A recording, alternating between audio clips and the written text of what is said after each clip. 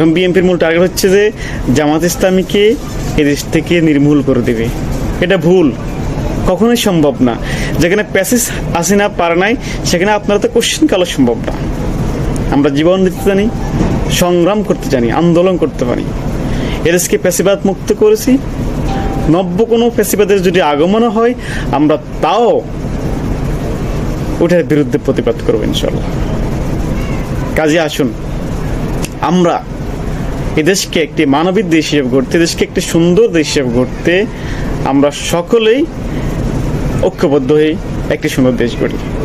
তাহলে সুন্দর সমাজ হবে, সুন্দর একটি দেশ হবে।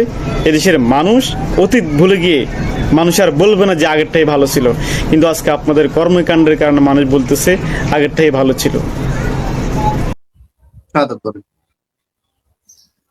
জি, আসসালামু আলাইকুম রহমতুল্লাহ। ধন্যবাদ এনামুল হক মনির ভাই, আমাকে যুক্ত করার জন্য ধন্যবাদ জানাচ্ছি বিজ্ঞ আলোচকদেরকে যারা অত্যন্ত গুরুত্বপূর্ণ আলোচনা করেছেন। মনির ভাই, আমরা সকলে জানি যারা অতীত বলে তাদের ভবিষ্যৎ অন্ধকার। বাংলাদেশ থেকে আওয়ামী লীগের পতন হয়েছে ছাত্রদের ঐক্য স্লোগান, যে তুমি কে আমি কে রাজাকার রাজাকার, এই স্লোগানের মাধ্যমে। কিন্তু সেম স্টাইলের স্লোগান আজকে বিএনপি দিচ্ছে। যদি আমি বলি, গত কয়েকদিন আগে যখন ছাত্রদলের বিভিন্ন জায়গাতে কমিটি দিয়েছে, ছাত্রদলের এই কমিটি দেওয়ার পর তারা বিজয় মিছিল করছে, বিশেষ করে নোয়াখালী। তো বিজয় মিছিলে তারা বলতে জামাত শিবির রাজাকার এই মুহূর্তে বাংলাদেশ। এখন একটি বিজয় মিছিলে যদি এই ধরনের স্লোগান দেওয়া হয়, এটাতে হাস্যকর লজ্জাজনক কি হতে পারে। বিজয় মিছিলে মানুষের বিজয় মিছিলে স্লোগান দেবে, কিন্তু আজকে তারা জামাত শিবিরকে নিয়ে পড়ে আছে। দীর্ঘদিন পর্যন্ত জামাত এবং বিএনপি একে সুরে ছিল, একে তালে তারা কথা বলছে, আন্দোলন সংগ্রাম করছে। আজকে যখন এই সময় এসে যখন বিএনপি জামাতকে বলছে রাজাকার, তাহলে এটা লজ্জা ছাড়া আর কিছুই না। তবে বিএনপি এখন জামাতকে রাজাকার বলার মূল কারণ হচ্ছে, এখন জানে বাংলাদেশে একটি শক্তিশালী দল হিসেবে জামাত ইসলামী আছে।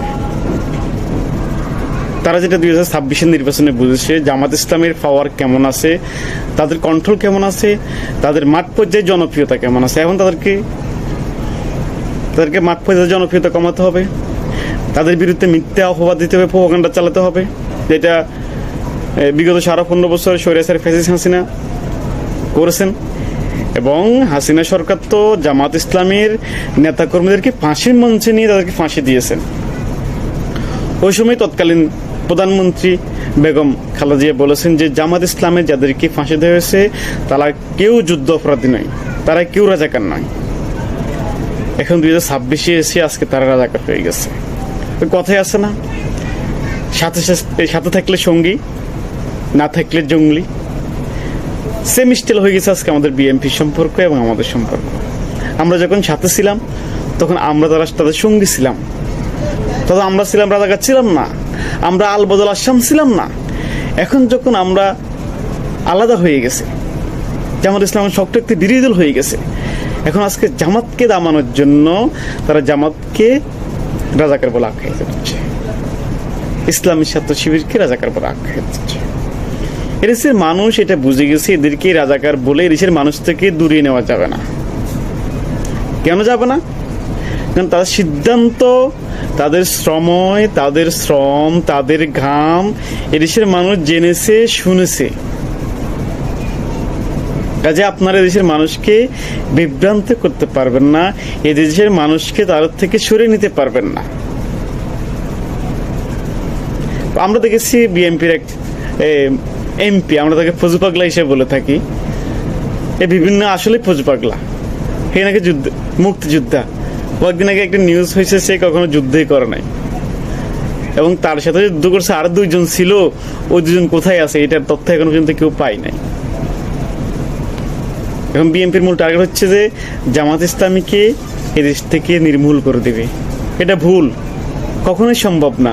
যেখানে প্যাসিস হাসিনা পারে নাই, সেখানে আপনারা তো কোশ্চেন কালো সম্ভব না। আমরা জীবন দিতে জানি, সংগ্রাম করতে জানি, আন্দোলন করতে পারি। এদেশকে প্যাসিবাদ মুক্ত করেছি। নব্য কোনো প্যাসিবাদের যদি আগমন হয়, আমরা তাও ওটার বিরুদ্ধে প্রতিবাদ করবো ইনশাল্লাহ। কাজে আসুন, আমরা এদেশকে একটি মানবিক দেশ হিসেবে গড়তে, দেশকে একটি সুন্দর দেশ হিসেবে গড়তে আমরা সকলেই ঐক্যবদ্ধ হয়ে একটি সুন্দর দেশ গড়ি। তাহলে সুন্দর সমাজ হবে, সুন্দর একটি দেশ হবে। এদেশের মানুষ অতীত ভুলে গিয়ে মানুষ আর বলবে না যে আগেরটাই ভালো ছিল, কিন্তু আজকে আপনাদের কর্মকাণ্ডের কারণে মানুষ বলতেছে আগেরটাই ভালো ছিল।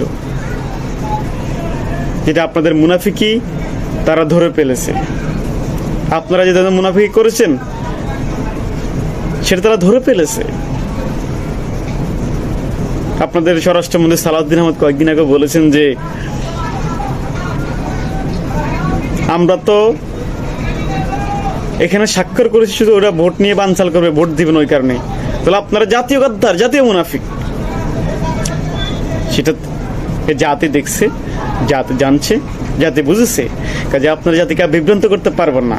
কাজে আসুন ঐক্যবদ্ধ হয়ে আমরা একটি দেশ গড়ি, হিংসা বিদ্বেষ ছেড়ে দিয়ে আমরা একটি মানবিক দেশ গড়ি। সবাইকে ধন্যবাদ। আসসালামু আলাইকুম। ধন্যবাদ, ধন্যবাদ আপনাকে। রবি ভাই শুনতে পাচ্ছেন এখন? ইসলাম রবি